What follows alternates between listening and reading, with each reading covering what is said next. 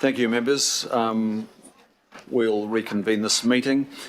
Just to give members an idea of how the day might map, we're looking at doing 9 and 10 before lunch, and possibly some of the procedural items that you'll be familiar with were at the end of process on plan changes. And then we'll go to, I think, 11, 12, 13 after lunch, 11, 12, 13 and other business after lunch. So that is the preferred course, and aiming towards around about 1 o'clock for the luncheon break.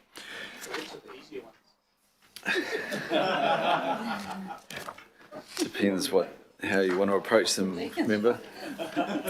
Now, I will hand over now to Megan Tyler, Chief of Strategy, to make a brief scene setting and comments about the government policy statement on urban development and the national policy statement reports relating to MPSUD. Megan Tyler. Thank you, Mr Chair. Kia ora koutou. I just wanted to follow on from the Chair about the way we've designed the agenda. We have actually thought about this, it's not random. We wanted to start with the Auckland plan outcomes, because that's our high level direction that we're all setting, and heading to for the next 30 years. The next two then are clearly a bunch of the reforms and changes in direction that the government is setting out for the whole of New Zealand. And obviously we're focusing on what that means for us as Auckland. So the next item we've got is a government policy statement, a GPS, on housing and urban development. The one following that is a national policy statement. And so we will describe what that is, but just in really brief terms. A government policy statement is really a set of direction, some guidance for others about what the government's wanting to achieve, what it might do, and some of the things it might put in place around, in this case, housing and urban development. It's not mandatory, and it doesn't require other agencies like council to necessarily follow it, but a national policy statement does. A national policy statement under the Resource Management Act means that councils have to give effect to it. It's prescriptive, and it requires us to then do a bunch of stuff. So that's that's a simple difference between a government policy statement, which is a set of direction which might well come into force in some way through legislation and other ways. A national policy statement means we need to do something about it. So we've put those two together, and we'll talk to you about those in the following hour. I'll come back after lunch and kind of wrap up the next three, which is about the national policy statement on urban development, which again is that mandatory work that we need to do. So I hope that's helpful, Mr Chair, and we can start on item 9. Thank you, Megan. Takes us to item 9 now, and I welcome the staff, Denise Oshannessy, Manager Strategic Advice, and Yasa Carroll, Principal Strategic Advisor.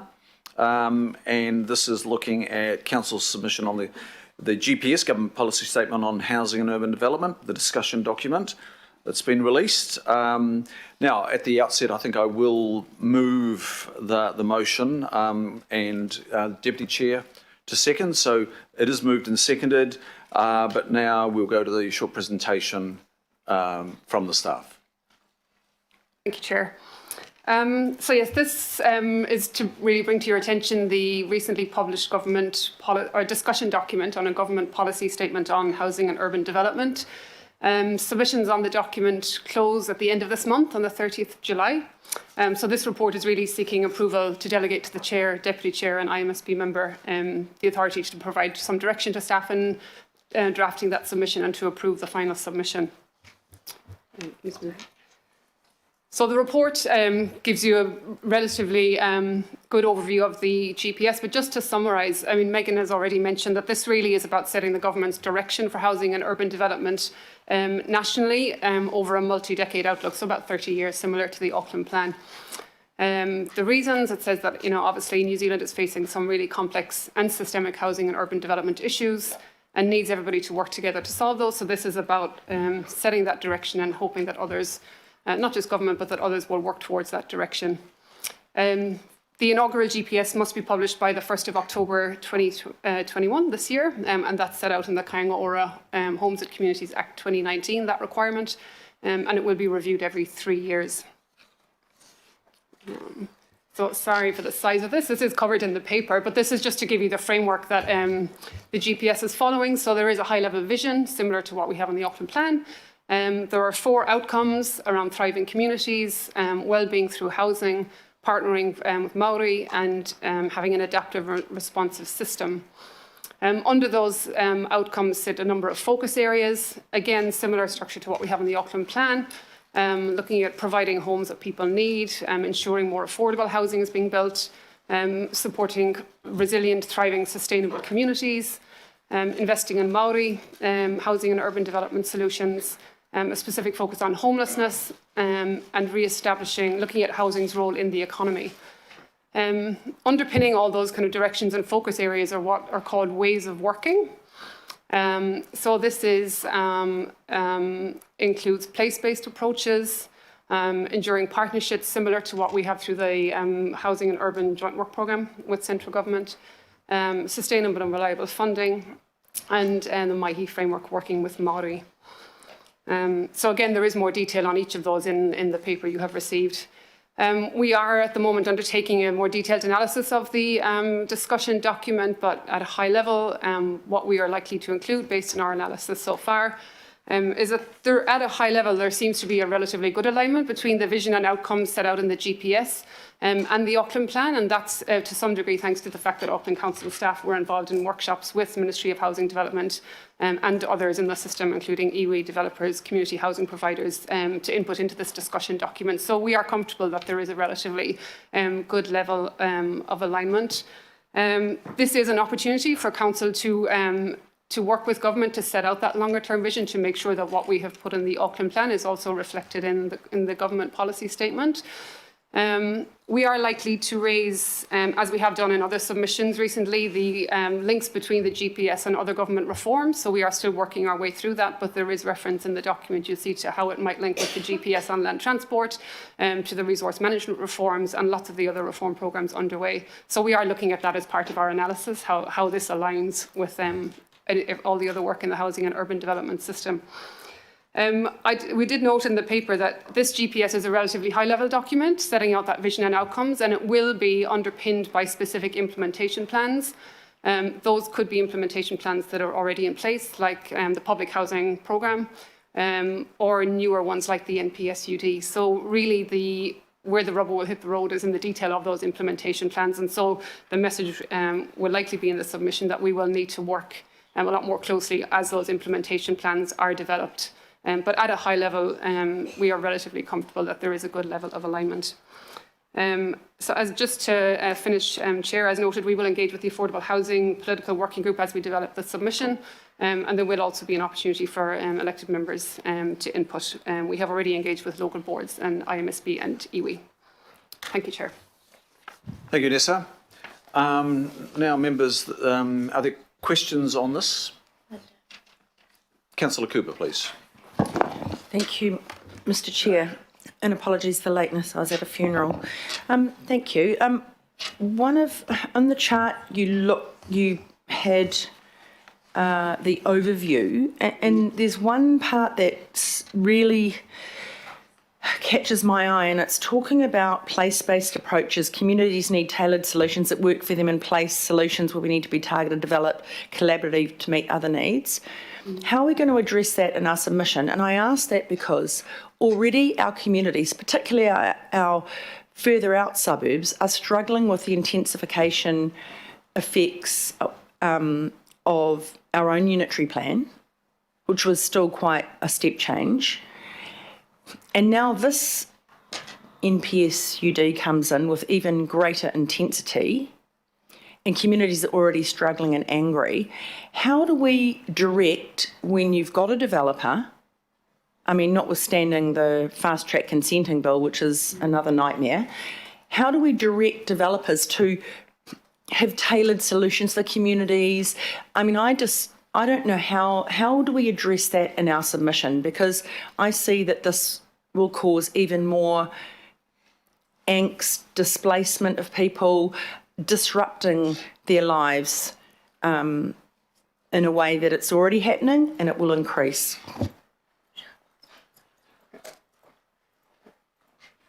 We're going to have Jacques Victor come up and respond, please. Councillor Cooper, one of the things is there are so many GPSs around at the moment. So the one you are talking about is the GPS urban development, which we've got 3 items on the agenda following soon. This one is the GPS. Yeah, so this one really is targeted at government itself. So this is really about Kaingaora, in shorthand. This is mainly about, it will direct what Kaingaora does, and so it directs the Crown. Why we would be interested in this, of course, is because Kaingaora does stuff in Auckland, and you will be interested in terms of what they do and what that looks like and how that affects communities. So in a sense, what you're asking, absolutely. But it is not directly related to the NPSUD. This is direction for the Crown itself in terms of what it will do in terms of housing. So it'll only be, well, that's even worse, isn't it? So it'll only be directed to Kaingaora housing. In essence, they're asking that developers, councils follow the same rules, but it is directed at the Crown itself. Supplementary, so I understand that, but I mean, the same effects will be there that I'm talking about. How do we address that then? Is it not to be addressed in the submission? It's just in how we implement, how we, is there any ability in our consents that directs private developers to do the same?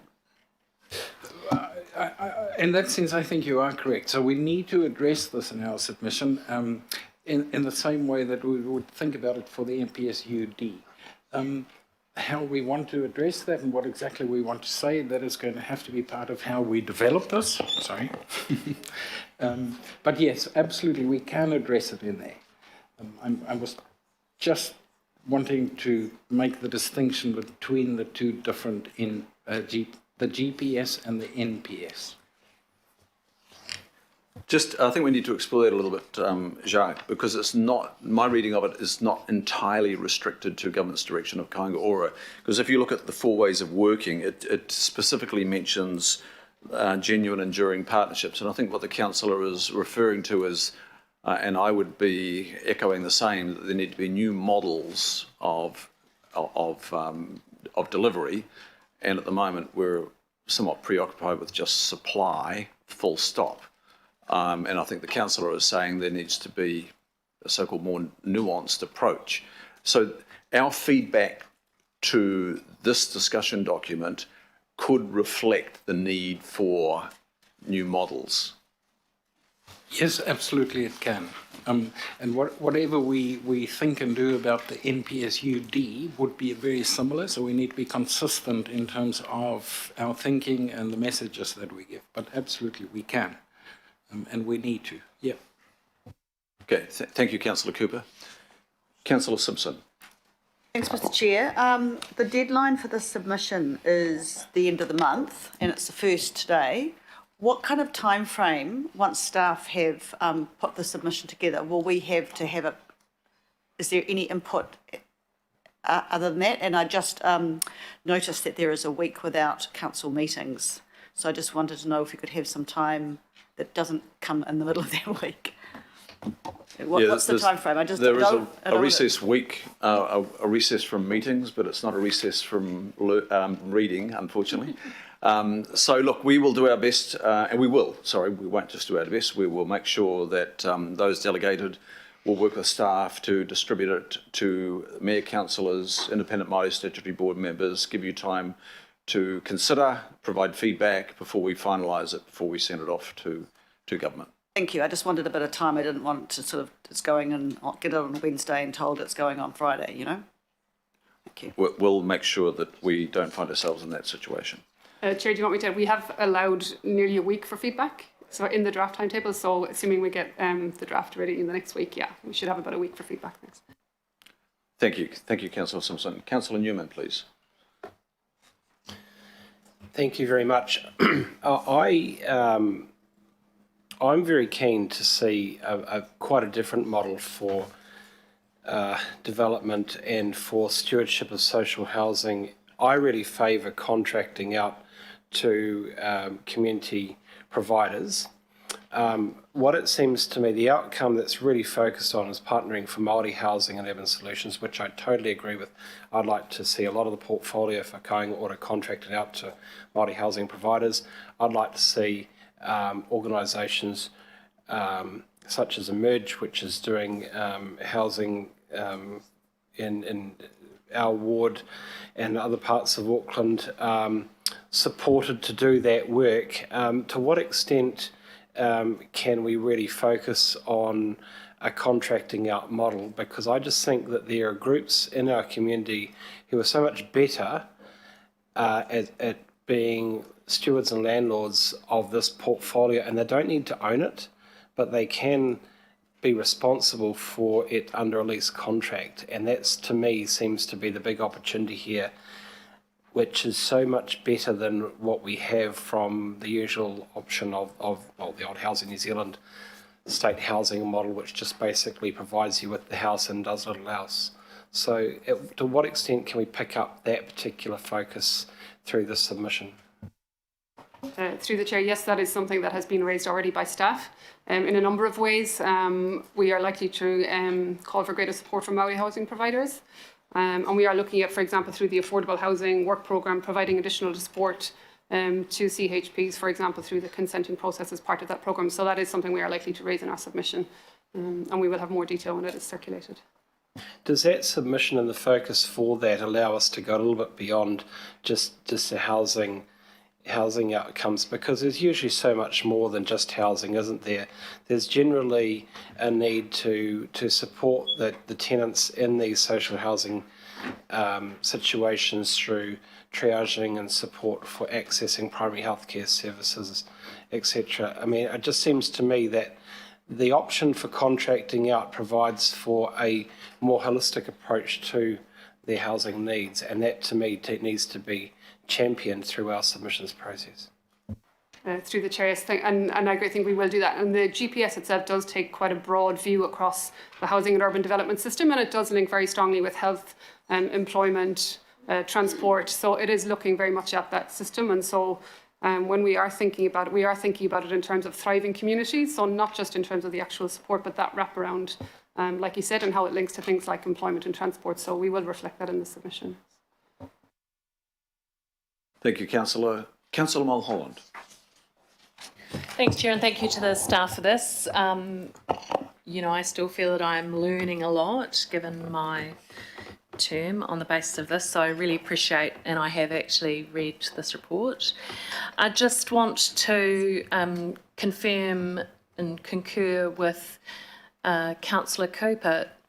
The issues that I mainly face and the challenges I face with my community, I thought it'd be a lot more about rubbish and roading, but really it's not. It's about new housing. And, you know, one of the things I don't see much of is in transport, even under the proposed focus areas and actions, Chair, is just with regards to the impact, you know, of in communities aren't used to having a development, say, for example, let's take Titirangi Road, which falls in my ward, part of it, that, you know, people are not used to so much traffic. And then the question of education, if we're having more housing, which is great, but if we're having this housing, how are we looking at sustainable education and facilities for young children and so forth? And how does that weave into this, Chair? So when this is being drafted and prepared.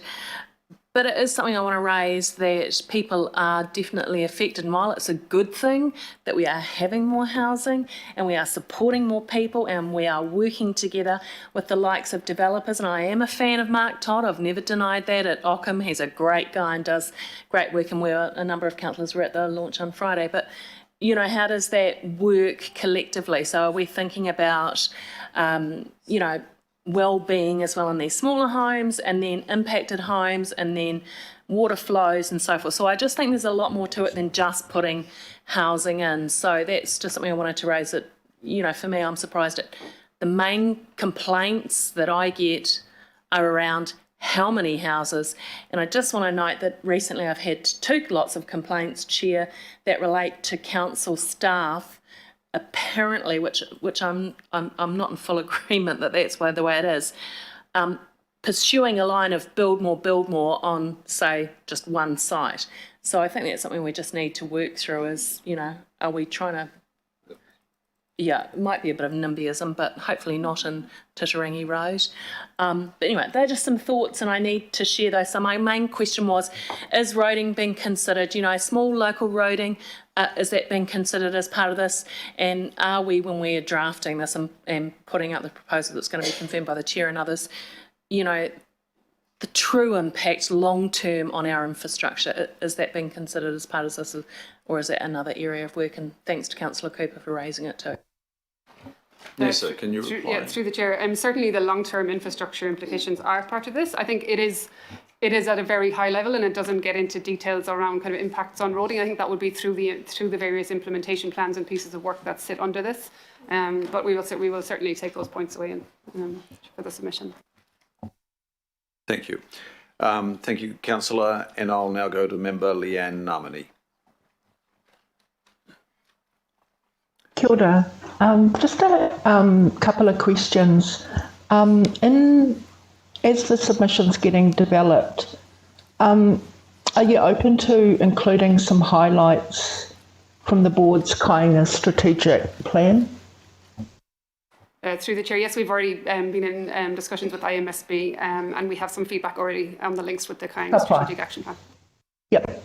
And just wondered if the submission could also acknowledge the role of Mata Walker and their housing providers too, just so that I guess the face of that potential isn't lost.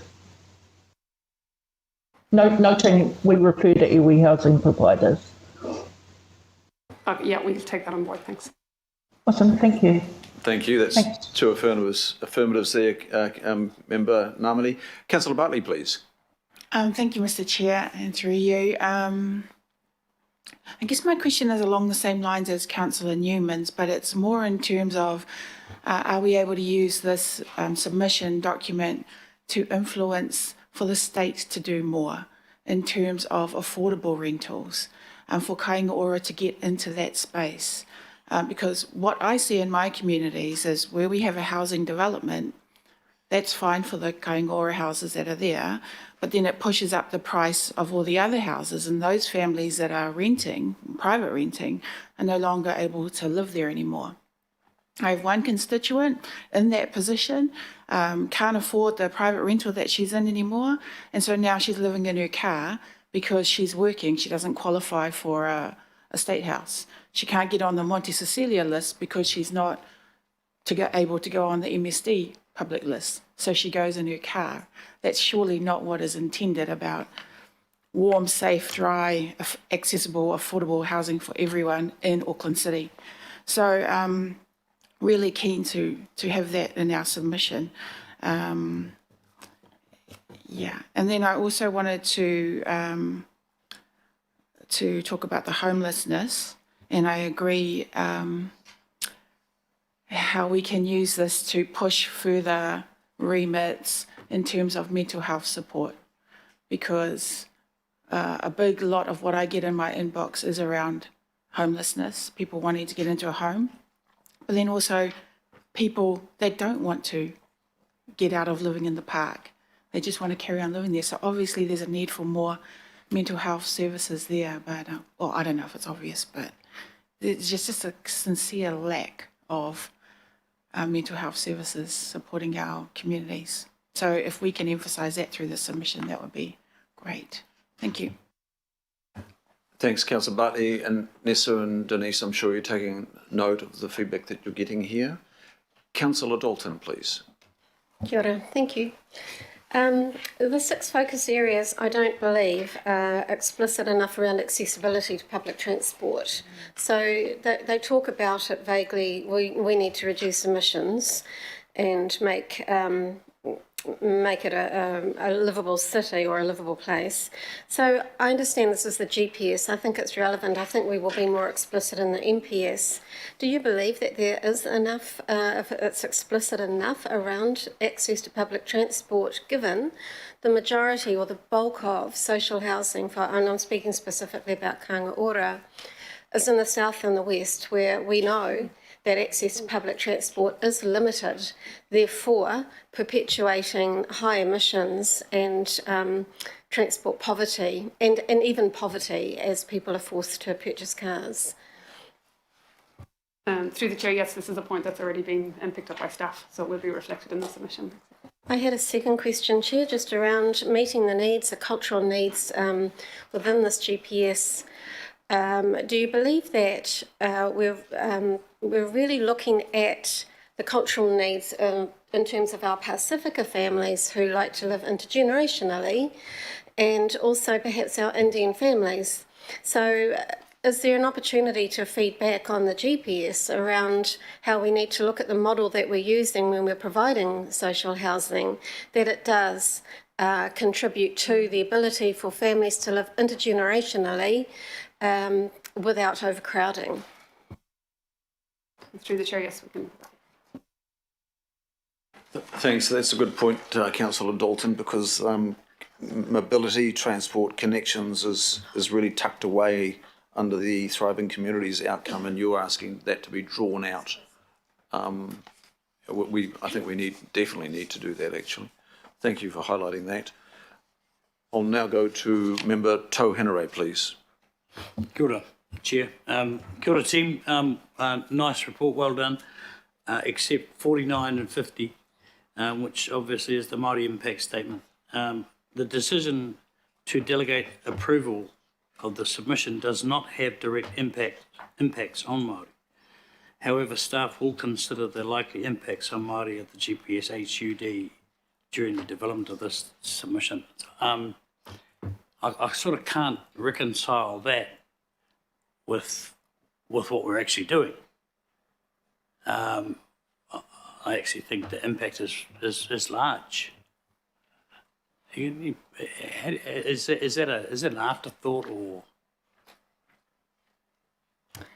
Through the Please. chair, because the report is seeking the decision to delegate approval, approval of the submission, we're saying that particular decision doesn't have an impact, but we're certainly saying that in the development of this submission, consideration of impacts of Maori will be integral to preparing that submission. I just don't get it. I just don't get that at all. I don't want to labour the point, but I think that the Māori impact statement is weak, is really, really weak. Even the decision to delegate who to is actually a top priority. It has an impact. It impacts the decision-making process. It impacts the buy-in of IMSB. I know that the next part of the statement of 50 is that discussion document is being sought from the Independent Māori Statutory Board. Individual iwi have also been invited to provide their feedbacks to input into the final submission. No mention of mātāwaka either.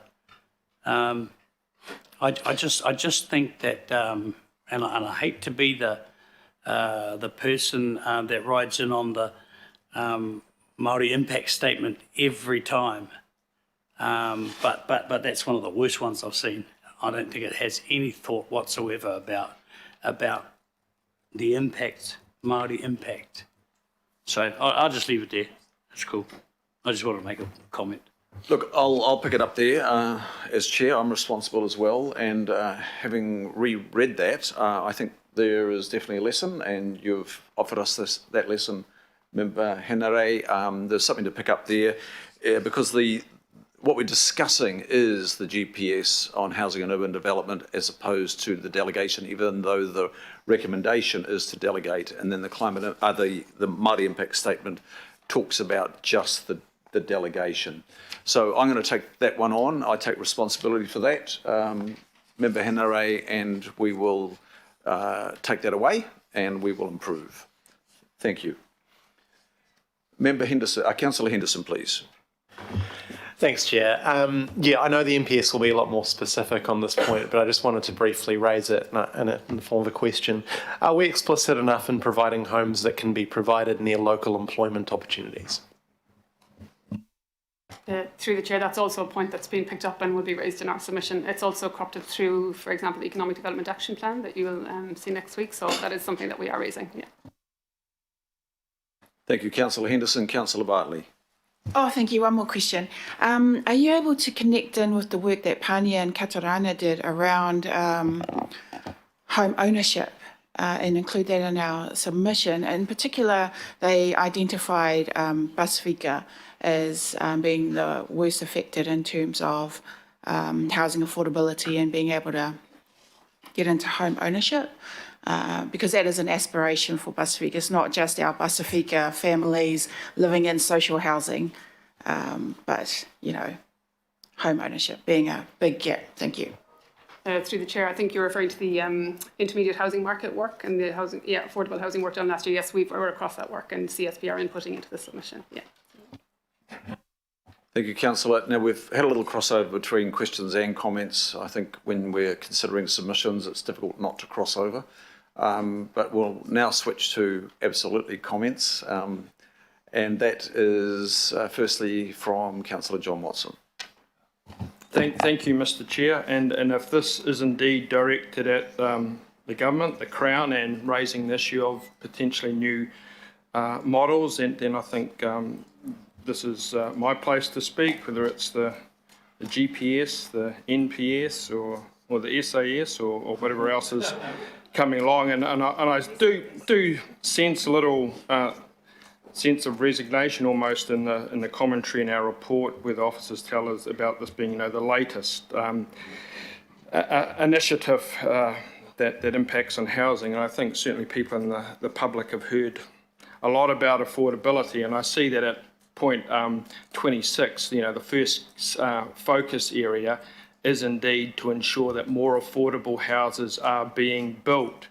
A lot of people would say amen to that. I guess what isn't quite so clear is how we're going to do that. And, if you listen to some of the more recent commentary, there's some really disturbing information coming through. Just a week or so ago, 9 to noon, interview with Kay Saville-Smith, who's a social scientist who specialises in housing, said that in 20 years' time, less than half of New Zealanders turning 65 will be homeowners, and of that percentage, at less than half, a number of them will still be paying mortgages.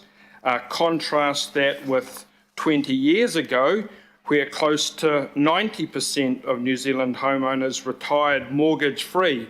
And given that superannuation is predicated on mortgage-free, then, there's a big tsunami wave coming up, not just the issues that confront us now.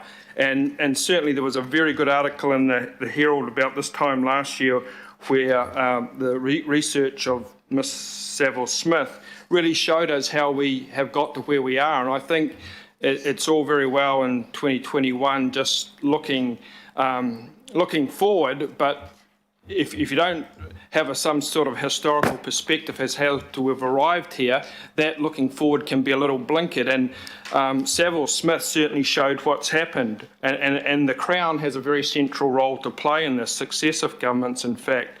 Because if you look at the graph of capital assistance over the decades since the 60s, and that capital assistance goes to state housing, councils, community housing providers, and more numerously, just loans to help people buy their first homes, it has absolutely plummeted from a high point, probably where it was about 30% of that capital assistance was going to low-cost homes, or affordable homes as we call them now. That plummeted in the 1990s to virtually nothing.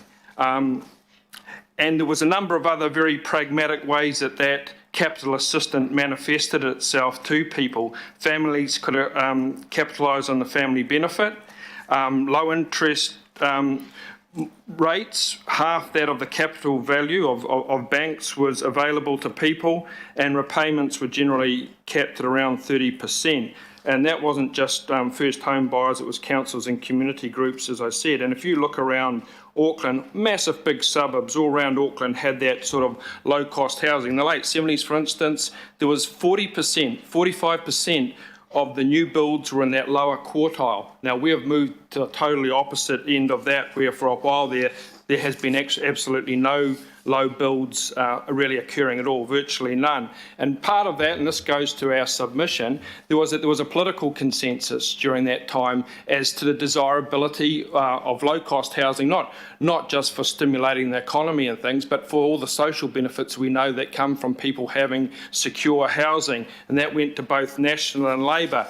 That came crashing down in the mid-80s with the fourth Labour government, where they basically hollowed out more than 2/3 of that funding in 1986, and that set the ball rolling to where we are today. In addition to that, Mr Douglas and his merry band of people also took out the ability to capitalise on the family benefit. So if we're looking at what's set this in train, it's back to that era of the mid-80s, and particularly that fourth Labour government who started it all off.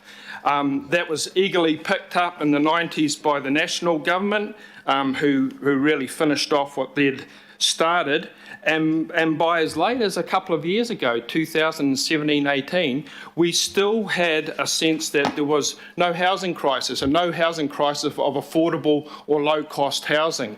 Those housing that was built at that time, where we had this political consensus, where we had this significantly more generous Crown financing of low-cost housing, that was also predicated on a different model too, and a model whereby people got the house and that was about all they got. They didn't get a garage, they didn't get landscape, they didn't get carpet, they didn't get wallpaper, they didn't get a whole lot of things, but they got a house which they progressively finished off. A little similar to what they did in Chile, incidentally, where in the early 2000s they built over 100,000 low-cost housing for the most vulnerable people in their community. So I guess, Mr. Chair, I'm going to say Mr. Speaker for a minute there, too much talk about Parliament. I guess, Mr. Chair, what I would say is that this tinkering about the edges, this latest NPS, RPS, whatever RPS, PISS, RFF, or whatever, has done its bit. We need something that is totally different, or else we're just really a little like Nero playing a fiddle while Rome burns, because this tsunami is coming up. It's already here now, but it's going to get worse. So I don't know what we plan to say in our submission, but I would urge that we take a little more of that historical perspective to let us see why we are where we are now, and perhaps emphasise the Crown's responsibility to perhaps revisit what they did in the past that was incredibly successful, and which most of us around here and our families were the benefactors of. Thank you, Councillor. Member Tau Henare, please. Kia ora. As a former resident of an area that had really low cost housing, I grew up in Otara, and all we had was the fibrillite looking house. And yes, we didn't have a garage. My old man built the garage with pilfered timber from the New Zealand Railways, I'm pretty bloody sure.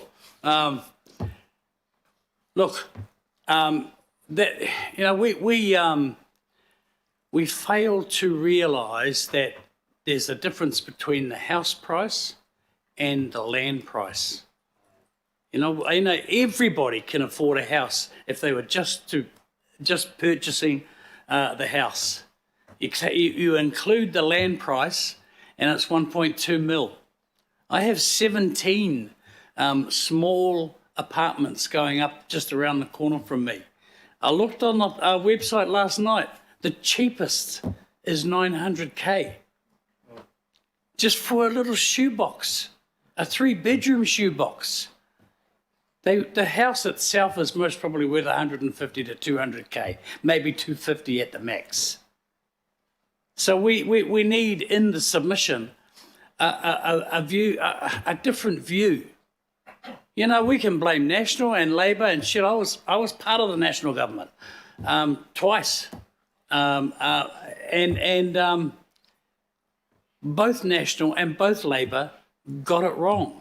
What we need now is who cares about who was wrong, what's right. That's what we should be worried about. Because at the end of the day, there are ways that we can get housing for the low-income person. I don't know how young people. I got 3 adult children still living at home, and long.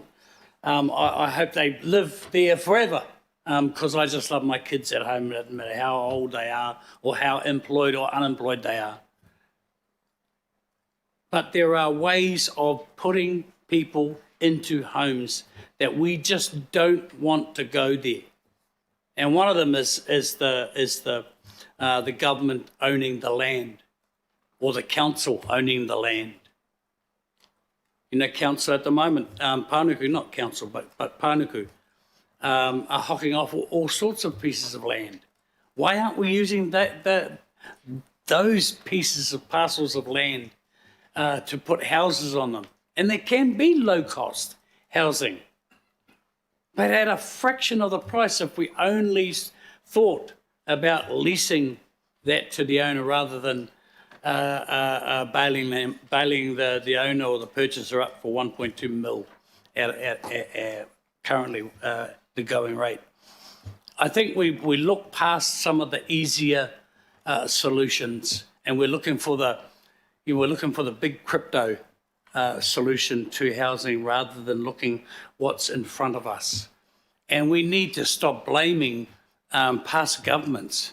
For goodness sake, that doesn't create any houses whatsoever. It just doesn't. And if you want to have a look, go to the people who still today, after 10 years of us talking about the housing problem, go to the people who live in cars. Go to the people who can't afford a packet of smokes, for goodness sake, and ask them and see how you can get them. I was really lucky. I was one of the last ones who was able to capitalise on the family benefit so I could get a deposit on my first home. But we don't do that anymore. Why? I wouldn't have a clue. But let's think in this submission about how we, as a group of people who are supposed to be looking after over 1 million people, how can we help people get into a house? How do we help people get into a house? Because even my son, who's on a good salary, would take him years to save up for a deposit on a measly little house. And it's not a flash house either. I just want to, it's my turn to comment. And I just think that there are things in front of us that we don't see, that we should see, and that would help the situation immensely if we only thought about moving out of our own comfort zone. Kia ora. Kia ora. And Councillor Cooper, please. Thank you, Mr. Chair. I'm kind of focused on the support resilient, sustainable, inclusive and prosperous communities. And when I look at that, talk about, long-term climate, social, environmental, cultural, and I just see some of this policy is about a numbers game rather than around real good solutions for housing for people, but also the existing communities that this ramped up numbers goes into. I don't see a lot of integrated transport planning in these things. It's just about getting the numbers. And this is just kind of starkly, in focus with the fast-track COVID-19 consenting process. Some of the stuff isn't about good planning. It's just about getting the numbers. But what we're setting up with just jamming more and more houses in, and I do believe in intensification, but we've got to do it well, and we've got to do it with our communities. What I'm seeing, and what I think we'll see more of with this, is just you won't have inclusive communities. You'll have the us and them, the people that have, people fighting over on-street car parks, battling congestion to get in and out of their communities, because this intensification, for the most part, is going into communities with poor public transport and not enough jobs. And that's where I don't see all of community, all of how we live view. It's just about jamming in the numbers, trying to meet some sort of target that somebody promised. And that's not good for communities, because you want people coming into the communities to be welcomed, not, oh my God, and we're all protesting because they've taken my car park on my street where I've parked for years, and where my teenagers park as well as they grow, because we just don't have good public transport. And that's where I feel in my community we've been absolutely let down. We're told we'll pay for an RTN, we'll do this, we'll get that for you, and then you go, oh, backtrack. So communities are not welcoming intensification because they don't have any of the infrastructure to support living close together in a way that works. And we see in communities that are close to their jobs, they can walk, they can cycle, they can get good public transport. You don't have so much friction because they can use an alternative. But if we just keep jamming this stuff in places that aren't equipped for it, we're actually going back to 1960s and 70s planning, where you had lots of houses, no amenity, no jobs, but it was okay because you got the Harbour Bridge and you got the Southern Motorway and you've got the Northwest Motorway. They can just come by car. It doesn't work. We've seen the accumulative effects of that. So I hope that when, this is, as this is developed and it plays out, that it has some, and I'll use the old hackneyed phrase, joined up thinking, because our good planners that we've got in our council understand that. But if we've got policies that undermine that from government, it doesn't help anything. And then we get left, like we look at places like Massey and we go, well, that was the thinking back then, but now you're trying to retrofit that and it's not working. And then you're adding more and more development on the top of it, on the top of it, on the top of it, and you just jam up the motorways. So I really, I'm looking forward to a time where our communities can all have really rapid transit networks where they can get to it, but they have a hell of a lot more local employment. So they're not spending hours and hours away from their families, away from volunteering, away from contributing to communities and actually living in a community, not just sleeping there. We're stuck still with a lot of our dormitory suburbs, and that's why they were called that. You just slept there because all the rest of your time was working and travelling. So I'm hoping for a better future for our people. Thank you. Thank you, Councillor. And Councillor Henderson, please. Thanks, Chair. Just a couple of brief comments. I want to refer my colleagues to page 55 of our agenda around the Auckland plan, and to point out that resource consents are going gangbusters. They're going up and up and up year on year, and so we shouldn't lose the fact that Auckland Council and the government are doing good things, and we will be poised to do more good things in the future. But housing also needs to be the right type and the right location. I'm really encouraged by the growth in things like townhouses and apartment buildings, where people of my generation and maybe the generation before me can live properly and really enjoy it without the need for expensive and hard to maintain gardens. So they need to be in the right location, and Waitakere residents generally understand that we need to build and grow. And actually many support intensification, as I do, along places along the rail line and in town centres, because it's a ticket for more vibrant and prosperous communities. But I just wanted to say something because I found a list here of resource consents by local board area, and here's the top 6. Henderson Massey, Howick, Papakura, Upper Harbour, Hibiscus and Bays and Rodney. Where's the jobs? In many cases, where's the proper public transport that keeps climate emissions down? So this is the serious issue here. We are starting to address the massive deficit in housing, but we need to do it in the right places. Thank you, Chair. Thanks, Councillor. Well, look, just to wrap this, look, it's good to hear some lessons of history and then be reminded by another member that we need to face the future and deal with the problem that's in front of us. But look, I commend governments actually starting to recognise that this is not just solved by looking at quantities. This is going to be solved by looking at qualities as well. So they're in their second term, this government, and they've recognised they have to work harder, and we know we have to work harder as well. But what I'd probably like to see in our submission is addressing affordability and the provision of housing in a more targeted way.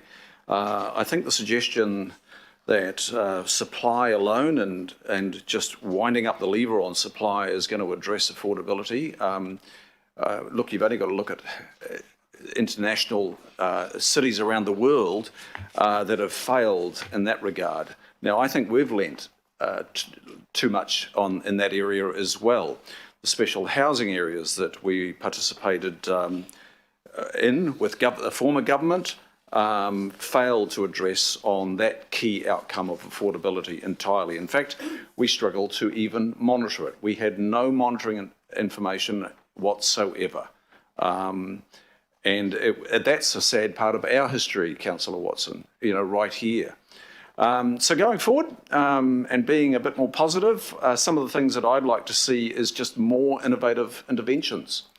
And we're not even scraping the surface at the moment. We've been trying to convince government to address inclusionary zoning for the nation, not just for us here in Auckland. And I think there's opportunity for us to reinforce the opportunity that inclusionary zoning has. We lost that through the Auckland Unitary Plan testing at the Independent Hearings Panel. And at that time, one of the opponents of it was actually a government agency submitting against it. So now I think we need to look at a range of new housing models. Councillor Cooper's reminded us of that. There's rent to buy. There's a hint of that occurring in Auckland, but I think government needs to enable it more. There's build to rent, various community housing models which are emerging, a number, and they need to be validated and be given room to occur within such GPSs. The other thing that is lacking in my view, and here we were defeated also at the Auckland Unitary Plan on our design provisions that deliver quality.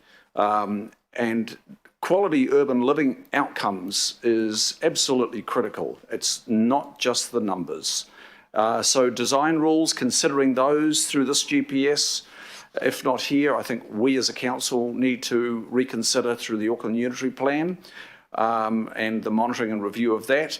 Universal access comes to mind, still work that we've been working on, Councillor Bartley, with government, that we haven't convinced them as yet to embed in their housing decisions.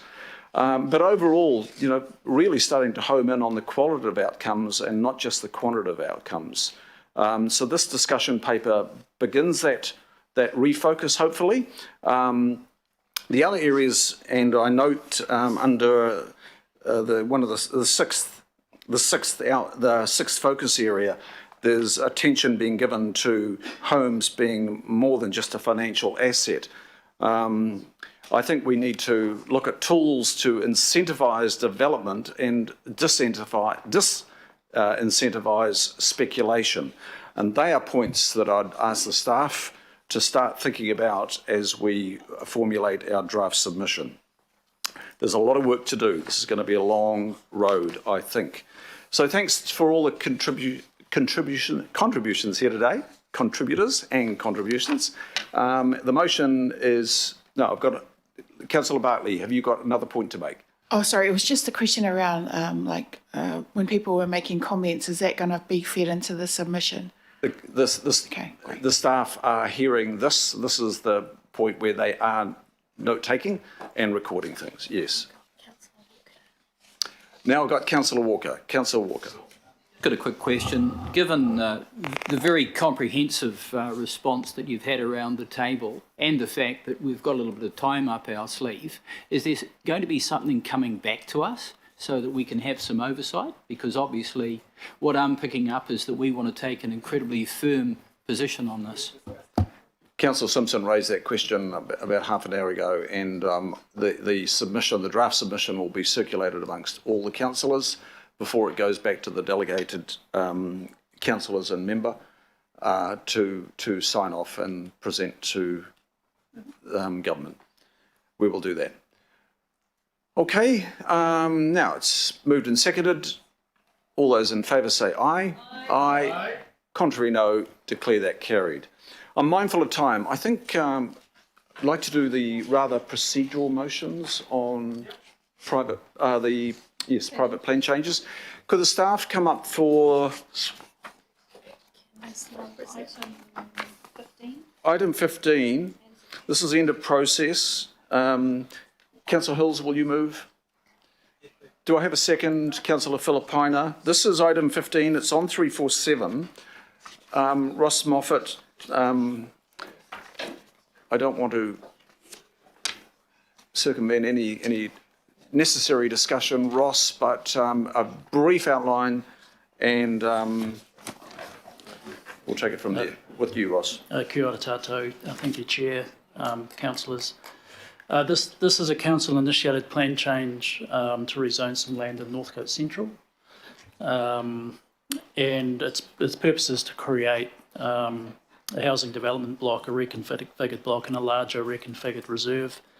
It's all in accordance with the Northcote Central Development Master Plan. So really, we've been through the whole plan change process, and it was initially a private plan change, in fact, which we adopted and modified to include that reserve element. So the decision was notified, no appeals, and we're just seeking to make it operative.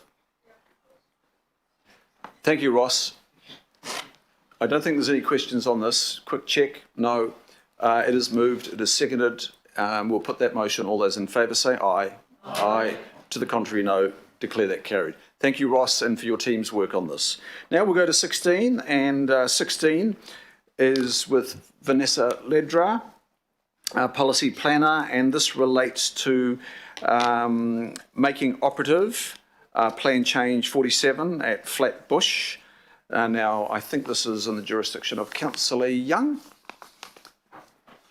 It's not. I should know Auckland better. I'll move it anyway, Chair. Thank you, Councillor Filipaina. Do I have a second, please? Councillor Councillor. Oh. Can we just mute that? Oh, Chris, it's under.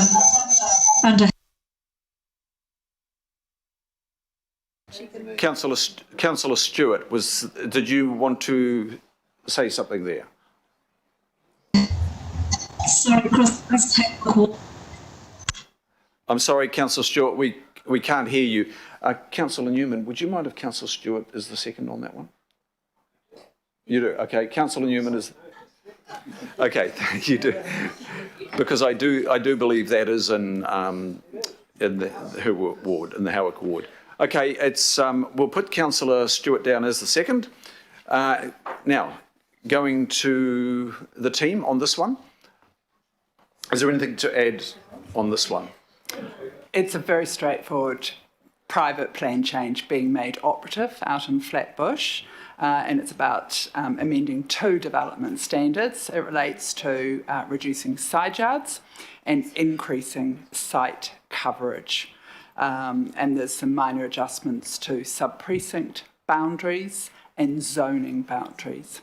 It's very small in the bigger Flatbush scale of things. Thank you, Vanessa. No questions, no comments, and Councillor Young, please. Through Chair, the climate change statement say there's no climate changing impacts, but it seems like more houses without a public transport link means more congestion and increase in the emission. Do we consider that? This isn't going to mean more houses. It's just the developers are looking to build larger houses, better houses for the communities they are building for. So I wouldn't say that there's any going to be impact on climate change as a result of these development standards being changed. Thank you. We'll put that to the vote then. All those in favour say aye. Oh, sorry, I did want to ask a question. Okay, please go ahead, Councillor Stewart. No, I noticed that if you have a look at items 16 of item 16, if you go down to the council's landscape architect opposed this, and then and if you go down to item 19, the Howard board was sought on the private plan change following the lodgement of the plan change, and the local board advised that they did not support the plan change. And then if you look at item 20, it sort of contradicts itself. So I wonder if the officers can explain. It then says that the local board views were not sought for this report. So can somebody please explain what that means? Vanessa, are you best placed? Thank you. So in terms of the Howard Local Board, this item was workshopped with the local board, and at the business meeting they advised us that they did not support the plan change but were unable to provide any views in association with this. They were given the opportunity to come to the hearing to provide those views, and they didn't do that at that point. But they are familiar with it. They have had opportunities. I have explained it. They've seen the reporting from the applicant. Thanks for that clarification. Councillor Stewart, I had you as the second, but am I hearing that you're not supportive of the plan change?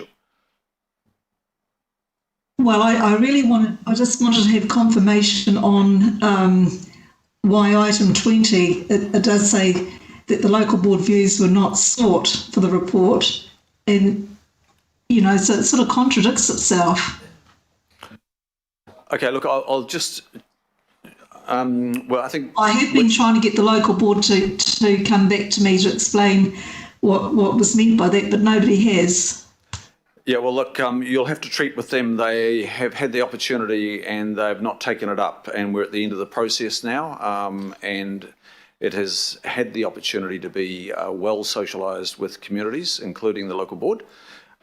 So we're beyond that stage now. We just have to confirm it, and we will. Sorry, if there is a vote in the affirmative. All those in favour say aye. Aye. Contrary, no. Declare that carried. I will move 17, and that's the receipt of a lot of information here in the supplementaries. Members, some of you have asked for the release onto the public record of the strategic outcomes and the decisions at Councillor, I think, I know our committee on the strategic outcomes from last December on the downtown car park. So all that information is now released here. Do I have a second, please? I'll move and second, the Deputy Mayor. Thank you. All those in favour say aye. Aye.